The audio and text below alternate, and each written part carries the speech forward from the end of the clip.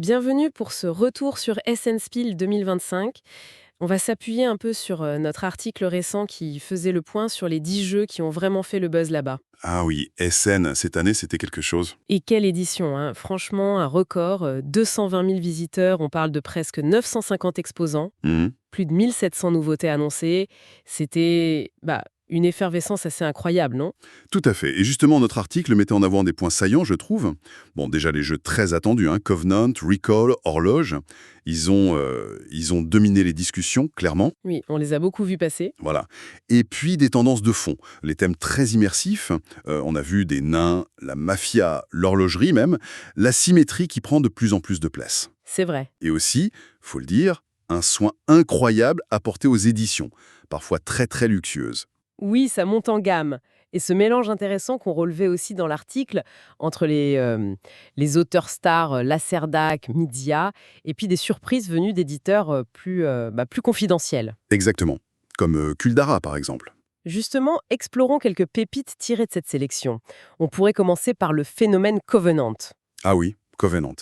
Le fameux Seigneur des Anneaux sans la licence, comme on l'a entendu partout. C'est ça. L'histoire des nains qui retournent dans leur montagne ancestrale, le concept parle, forcément. Mhm. Et derrière, il y a du solide. Oui, mécaniquement, c'est du costaud. Un gros jeu expert, placement d'ouvriers, ce truc où chaque action est unique, quoi, et puis tout un développement à gérer. C'est signé Germain P. Milan. Ouais, qu'on connaît bien, donc Bitunku, Sabika, un auteur qui a une patte. Exactement. Et ce qui est faux avec Covenant, c'est son histoire, en fait. Apparemment, il était pensé pour la licence Tolkien au départ. Le fait qu'il ait réussi à exister sans, ça montre la force du jeu lui-même, non? Tout à fait. Et puis la réputation de l'auteur, le thème qui reste puissant. Bah voilà. L'attente était énorme, pas étonnant que Que ce soit partie civile, le jeu était sold out quasiment tout de suite sur le salon, un vrai carton. un démarrage en fanfare, oui. Mais à côté de ce géant, il y a eu aussi des découvertes plus inattendues, comme Kuldara, qu'on avait aussi repéré dans notre article. Ah oui, Kuldara. La petite touche un peu exotique, venue des Pays-Bas, de Jolly Dutch. Celle-là, on ne l'attendait pas forcément si haut. C'est ça. Et le thème est original, un village maudit, le désert indien, des gemmes, des chameaux, et cette gestion de l'eau super importante. Ça change. Et niveau mécanique, ça donne quoi? Ben, c'est du pick-up and deliver, tu sais, prendre des trucs ici, les amener là, mais c'est très très bien intégré au thème, c'est pas juste plaqué. Et puis l'esthétique est soignée, avec ce plateau qui tourne pour simuler le soleil, c'est malin. Hmm. Et qu'est-ce qui a fait que ça a pris selon toi? Pourquoi ce buzz autour d'un jeu d'un éditeur plus niche? Je pense que c'est cette cohérence, justement, entre le thème et la mécanique. Et puis, ça sort un peu de l'ordinaire, c'est rafraîchissant. Ça prouve qu'un éditeur plus modeste peut vraiment créer l'événement avec une proposition forte et bien fichue. Oui, c'est encourageant. Ça montre aussi la diversité du salon. Bon, on change complètement de registre avec Horloge. Là, pour le coup, c'est le côté visuel qui frappe d'abord. Ah ouais, horloge. C'est une splendeur, faut le dire.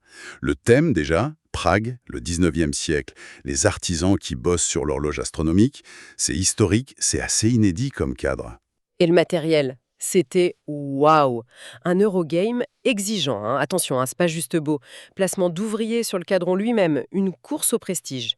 Mais tout ça dans un écrin magnifique. Oui, c'est une tendance qu'on voit, ces éditions super soignées pour se démarquer.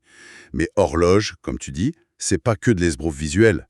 Il y a une vraie profondeur stratégique derrière. C'est ça. Et ça, les Eurogamers, ils l'ont senti tout de suite.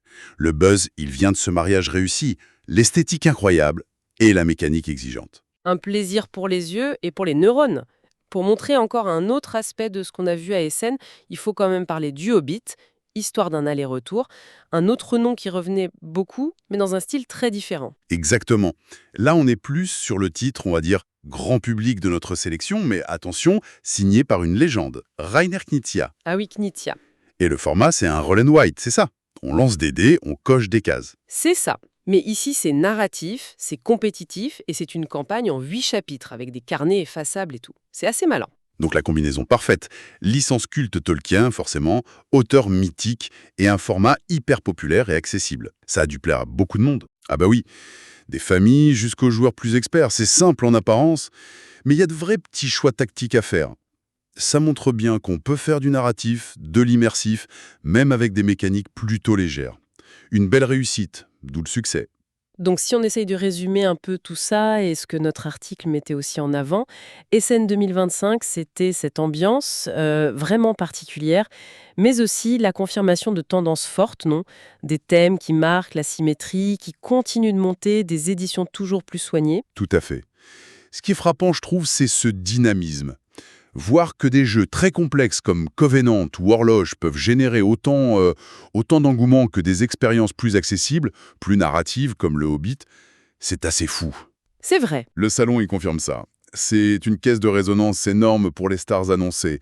Mais ça reste aussi un formidable endroit pour dénicher des pépites inattendues, comme Kuldara. Ça révèle des surprises. Une belle vitalité du secteur ludique, finalement. Oui, vraiment. Et ça laisse un peu songeur pour la suite, non?